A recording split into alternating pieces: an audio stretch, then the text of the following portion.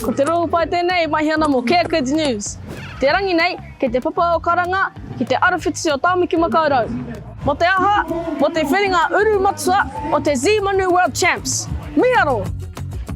Ko tai mai ngā toa mai ngā kokona katoa te motu, ki te pakanga mo tētahi tūranga i te whiringa toa a tērā wiki.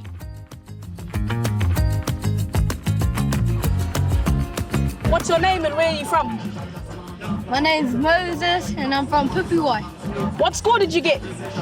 I got 8.9 or 8.1. Yeah, I'm coming first at the moment. Oh yeah, that's good. Just after you finished doing your manu, how did you know it was a good one?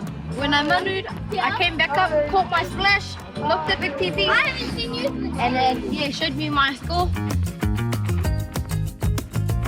Nui ake te kotahirau ngā whakataita e haka ana i te wai, mō ngā tūranga e whātekau i te whiringa toa o Manu Champs 2025. E hau kare a roto i tua i runga rā koe? I ringa i te mea nui ake, hei tino mataku e. Ai. Kia tō te tauranga? 5.1. 5.1? Ai. Pai ana koe me tērā? Kao. Ia hai, puke ana koe tērā te tauranga? Nā te mea kore i master i tōku tuck me tōku pop. How are you feeling about jumping today? Good. Good? Okay. Wow. What do you think the key is to the perfect manu? Tuck, and when you're on the water, you unplug, you put your head back.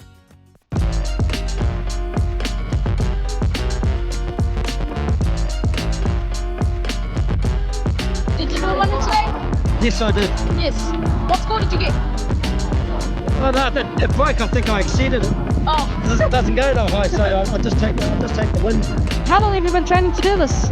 20 minutes. Okay. How do they convince you to do it? They asked my boss, and he said I have to do it.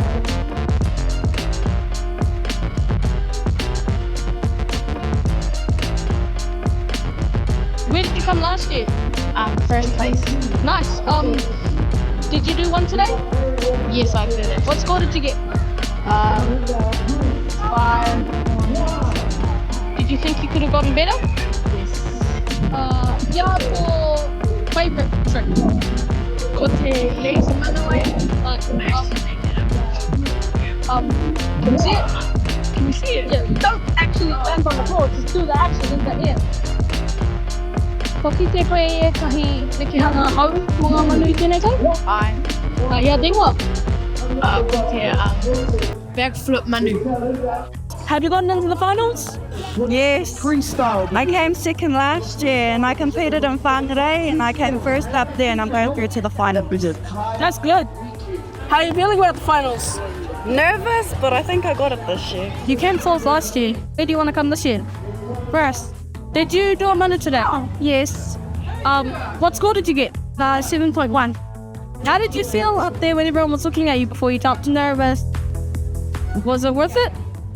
Yeah, How are you feeling today? I'm feeling great because I got the highest female score. Mo tōni mai te iwi, a tērā o ke ka hoki mai po te whiringa toa. Ko Te Rongopai tēnei, mahi ana mō Care Kids News.